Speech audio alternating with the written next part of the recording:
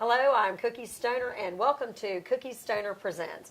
I am here with Alan Stoner, attorney at law, who is also an immigration attorney and who happens to also be my husband. Thank you for being here today, bud. Glad to be here. Appreciate you very much.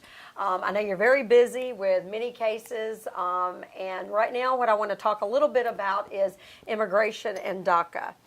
Don't want to get a lot into social media, but it has been in the last 24 hours. I don't want to make this piece where we cannot use it later, but we do know that in the last 24 hours, what has happened with DACA. Well, the president has announced. Which president? Go ahead and say that. President Donald Trump has announced that in 6 months, on March the 5th of 2018, the DACA program will end. Okay. It will terminate. The DACA program will end and terminate. Okay. Well, I just put last night because, first of all, this is your business. This is our livelihood. But these people are human to us. And see, I'm getting emotional even just talking to you about it because when we started talking about this last night, I was like, I'm concerned about, these people because they are real people. We live this every day. I had someone who challenged me. Well, first of all, I didn't ask. It wasn't up for debate. I just said my heart is heavy. And that usually, I would like a little, perhaps that means compassionate words should come. But what I got was this great debate about what DACA was. Sure. And I think even a lot of misinformation.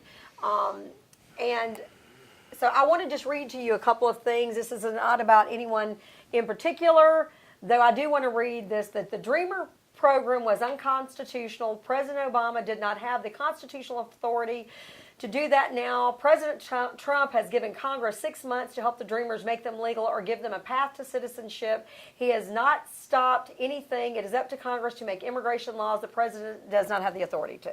So, does that make any sense to you? Well, first, those are talking points. Okay. Probably straight off of some conservative site.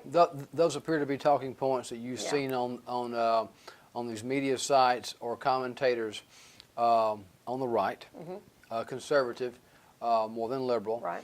And they're just mouthing the talking points. Okay. The president does have the authority to decide whom. So this is incorrect. I mean, I'm just asking. To the extent it's written. Okay, to the extent it's written. It is incorrect because the president, as the chief executive officer, has the power to decide whom he wants to deport, whom he shall prosecute for violating a crime. Okay. Now, the public has the right to a political remedy. They can vote the president out of office. They can immediately, they can wait till the next election cycle, or they can try to impeach the president for failing to obey his duties. But the president has the executive authority. So President Obama had the authority to do this. President Obama had the executive authority to defer any deportation, removal action against children who came here as children. And that's what explained to us. That's what DACA is. DACA is deferred action for childhood arrivals, meaning their parents or other members of their family or friends brought them over the border when they were under the age of 16 years of age. And it's not always just the Mexican border. We have clients from other places who are not just.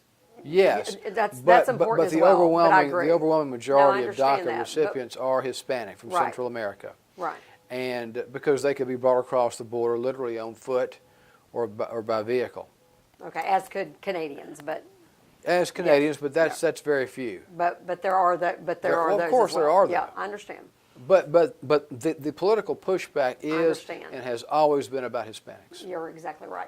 Okay, so but the whole point of the path was instead of these children just basically sitting here, there was no pathway to citizenship.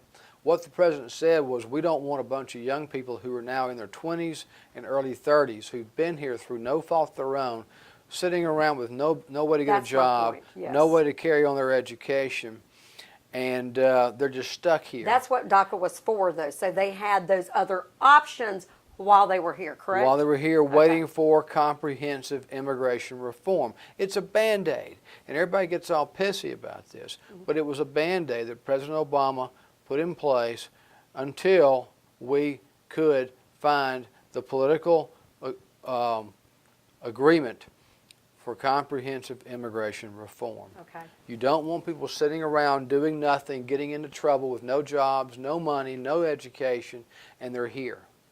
And for those people that say that they should be leaving, where are they going to go? Exactly.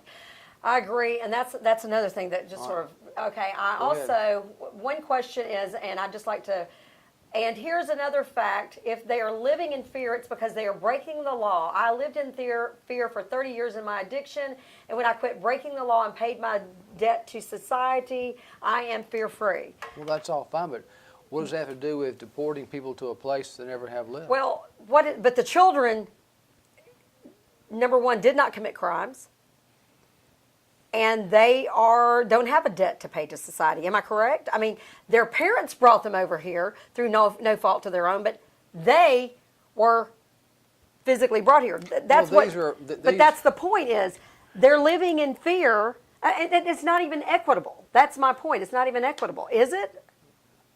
That's Old Testament justice. I The understand that. sins of the fathers shall be Okay. visited upon the children through X number of generations. People spout this stuff off without thinking it through. Okay, well, there was actually a lot of that going on. And Because this is an emotional topic, let's go ahead and discuss abortion while we're at it. It's just as politically sensitive. It's just the current cultural wedge issue. Okay, so this is a current cultural wedge issue. Well, let's do this. Let's go ahead and end this segment, and then we'll come back and talk a little bit more about immigration, about DACA, and I'll try not to be too upset. Maybe Okay. you can keep me calm. Thank you. Be right back.